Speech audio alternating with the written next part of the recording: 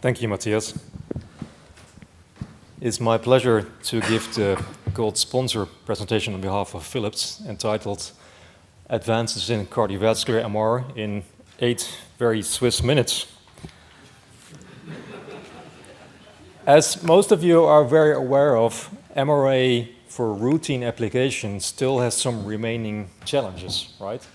We all want it to be faster, we all want it to be more robust, we want it to be easier, we want our techs not to go to extensive training, and last but not least, there's a huge elephant in the room, and that's CTA, right? MRA, we all are aficionados of MRA, but we have to compete. And of course, CT is one of our big competitors.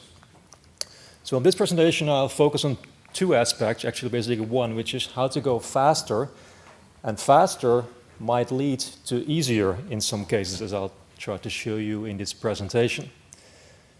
So I just picked 2 topics. One is spiral, which has been around for 15 years, but it's getting more mature now. In this case, I'll show you examples for a non-contrast enhanced inflow MRA of the brain, and the second example is compressed sense applied for contrast enhanced subtraction-less Dixon peripheral MRA. So starting with the spiral, it's what they call multi-chunk MOTSA inflow for the brain.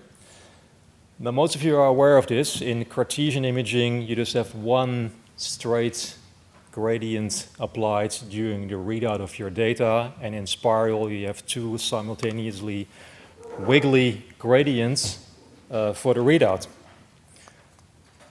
What does it bring you? Well, here's an example not from spiral, but from the slightly more conventional compressed sense. So this is regular sense, factor of 2, in slightly over 3 minutes on 1.5 T, compared to a compressed sense where we go roughly 1.5 times faster. And as you expect, it's faster, but the price you pay, it's a little bit more noisy, but it's still pretty good, and you can see quite a nice small vessel's conspicuity.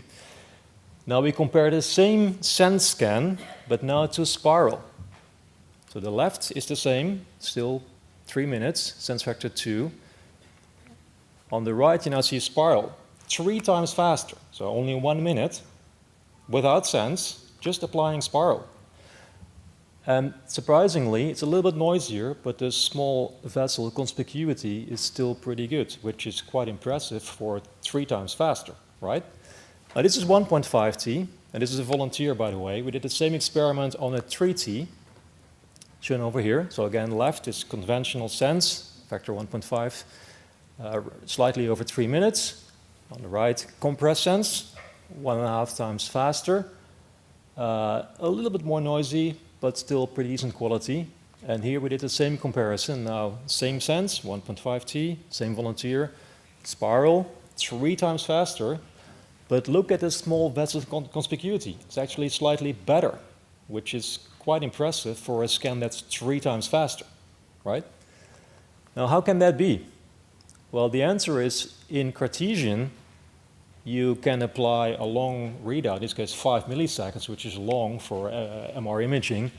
For spiral, we doubled that to 10 milliseconds. So it's only a factor of 2 more efficient. No, it's not. It's a lot more. Why? Because rather than doing one single straight line for each echo, which is what we do for Cartesian, we would like to acquire more. In EPI, you get multiple lines, but in gradient echo, 1 line. And in spiral, we don't do lines, we do circles, and not one circle, a couple of circles, right? So that's why spiral is so efficient. You have, in 10 milliseconds, you're not twice as fast. You're depending on how many turns you take, and that depends on the gradient strength. So we apply stronger gradients here. So not only are they wiggly, they're also stronger. So the length of the line in K-space is much, much longer. And that's why spiral is so much faster. And these are 2 rotating MIPS from the same volunteers I just showed you. Okay, the next example is about compressed sense, again applied for subtraction-less Dixon MRA, as pioneered by Tim Leiner, amongst others.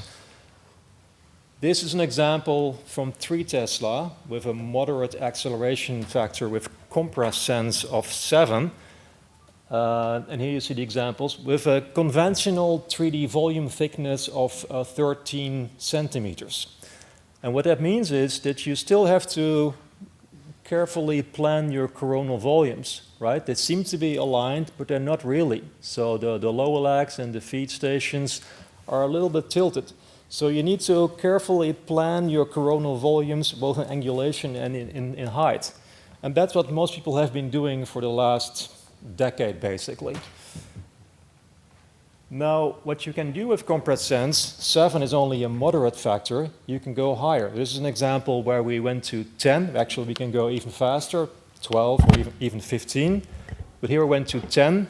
And rather than using that extra acceleration for faster scan times or smaller voxels, we decided to use that acceleration for thicker 3D volumes, right? And you might wonder, well, why would you do that? Well, the answer is planning. Ideally, we want to go to a planning-less CT-style MRA. Put the light visor on, press a button, and go scanning. And that's what, in this case, compressed sense allows you to do. So we went to a 20 centimeter volume thickness, and now the planning is virtually trivial, right? It's no longer a need for angulation. You barely need to adjust an AP position. It's super easy, non-critical planning, and ideally we want to go even beyond that. So in conclusion, Spiral has very efficient case-based sampling, and that might be used for fast, high-resolution 3D time of flight of the brain. And the example for compressed sense, where we used acceleration for thicker 3D volumes, leading to easier non-angulated planning of all stations. And with that, I would like to acknowledge my coworkers and thank you for your attention.